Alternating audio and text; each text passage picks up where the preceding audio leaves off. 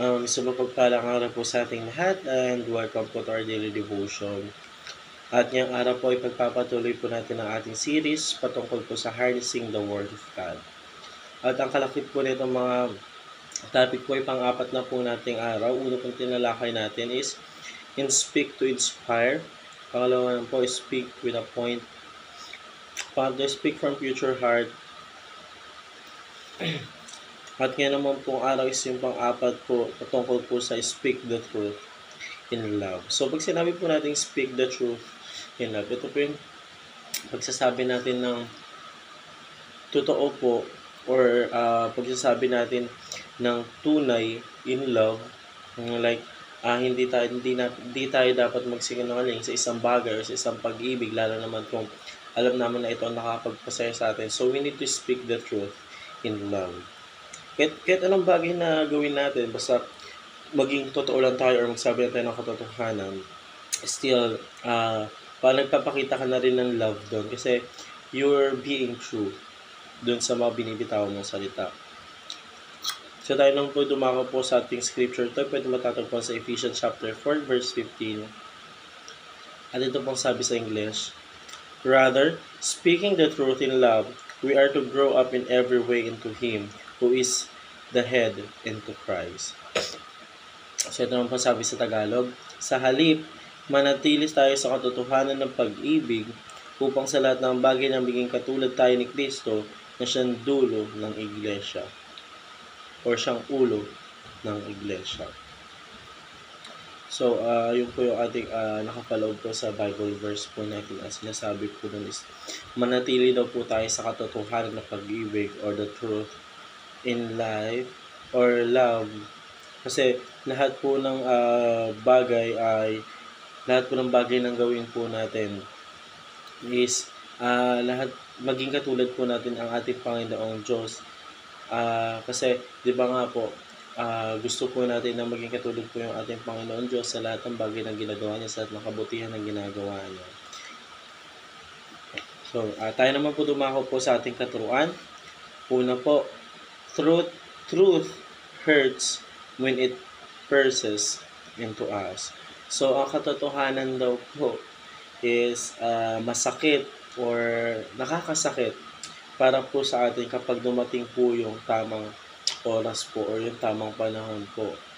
Kasi tayo po, halimbawa po, tayo po kapag hindi po tayo naniniwala sa ating Panginoon Diyos na nag-i-exist siya dito sa world natin or dito sa mundo, tas mas inisip na natin na parang yung sarili lang natin palagi yung kaya nating sundin, samantalang ating Panginoon Diyos is sineset aside natin, which is mali.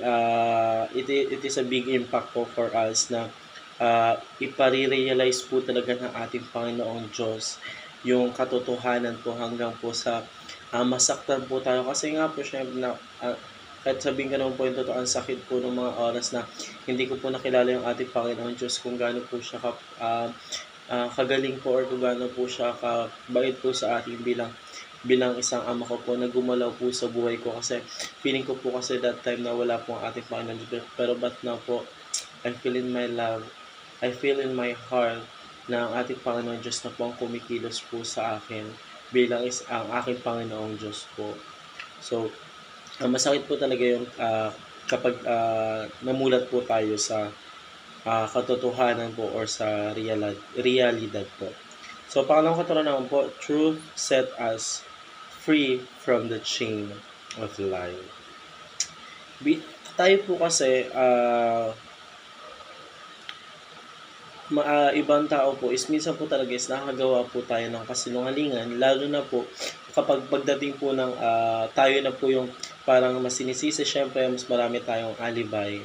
Pero palagi natin tandaan na mas gusto ng ating Panginoon Diyos yung nagsasabi tayo ng katotohanan para maset aside po tayo dun sa chain na sinasabi nating chain of lies.